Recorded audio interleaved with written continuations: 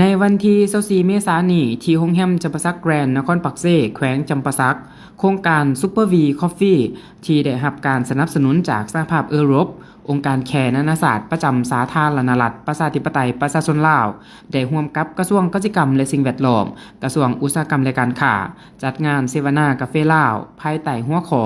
การลงทุนใส่แม่หญิงผู้ผลิตกาแฟเพื่อเลี้ยงสุกอยู่ความคืบหน้าในการพัฒนาตองสูมูลค่ากาแฟสำหรับโครงการสร้างความเข้มแข็งให้แก่แม่หญิงผ่านระบบตองโสสร้างมูลค่าเพิ่มของผลิตภัณฑ์กาแฟที่มีจรรยาบรรณและเป็นมิตรกับสิ่งแวดล้อมจากแขวงเซกองโดยการเป็นประธานร่วมของท่านสมเพชรเอิร์ธลัดดาหัวหน้าแผนกกิจกรรมและสิ่งแวดล้อมแขวงเซกองท่านแสงจันทร์คำมุนท่าห้องประธานสมาคมกาแฟลาวท่านสมมิตรมณีเลิศที่ปรึกษาเวียกงานสร้างความเข้มแข็งทางด้านเศรษฐกิจให้แก่แม่หญิงองค์การแคนานาศาสตร์ประจำสาธารณรัฐประชาธิปไตยประชาชนลาวซึ่งภายในงานก็มีต่างหน้าจากองค์การแคนานาศาสตร์ประจำสาธารณรัฐประชาธิปไตยประชาชนลาวจากกระทรวงเกษตรกรรมและสิ่งแวดล้อมกระทรวงอุตสาหกรรมและการค้ากระทรวงการต่างประเทศพร้อมด้วยภาคส่วนจากแขวงเซกองเซนแผนกเกษตรกรรมและสิ่งแวดล้อมแขวงแผนกอุตสาหกรรมและการค้าแขวงสหพันธ์แม่หญิงแขวง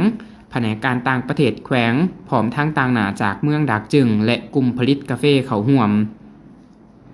จุดประสงค์ของงานแม่นเพื่อเสริมสร้างกำลังทางเศรษฐกิจและบทบาทความเป็นผู้นำให้แก่แม่หญิงผู้ผลิตกาแฟโดยมุ่งเน้นให้แม่หญิงชาวสวนกาแฟเข้าถึงทรัพยากรได้รับการฝึกอบรมและมีส่วนร่วมในการตัดสินใจพร้อมทั้งก้าวขึ้นเป็นผู้นำในตองโสมูลค่ากาแฟนอกจากนั้นงานยังได้ส่งเสริมการเข้าถึงตลาดและการสร้างเครือข่ายโดยเปิดโอกาสให้แม่หญิงผู้ผลิตกาแฟได้นำเสนอและวางแสดงสินค้าที่มีคุณภาพพร้อมทั้งสร้างสายพัวพันกับคู่ค้าทั้งภายในและสากลเพื่อยกระดับกาแฟผู้ดอยดากจึงให้เป็นที่หูจักหลายขึ้นพร้อมกันนี้ยังได้นำใส่เวทีวันแม่หญิงสากลปี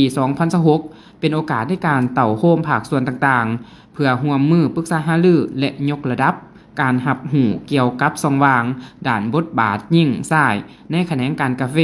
เพื่อมุ่งไปสู่ความยืนยงและความเท่าเทียมการเสวนาในครั้งนี้ยังได้มีการแลกเปลี่ยนประสบการณ์ระหว่างผู้ประกอบการกาแฟหลายภาคส่วนเช่นกาแฟป่าสมาคมกาแฟลาว Slow Forest Coffee และกาแฟทาแตงที่ได้นำเอาบทเรียนและแนวทางการพัฒนามาแบ่งปันผลจากการจัดงานแสดงให้เห็นว่าแม่หญิงผู้ผลิตกาแฟมีทั้งความกล้าหาญและทักษะในการนำเสนอสามารถเป็นตัวแทนในการเจรจาและวางแผนทางธุรกิจได้อย่างมีประสิทธิผลพร้อมกันนี้กาแฟผู้ดอยดากจึงยังได้รับการยอมรับในนามกาแฟที่ปลูกโดยแม่หญิงที่มีคุณภาพและสามารถสร้างรายรับจริงผ่านการออกบูธและการขยายฐานลูกค้า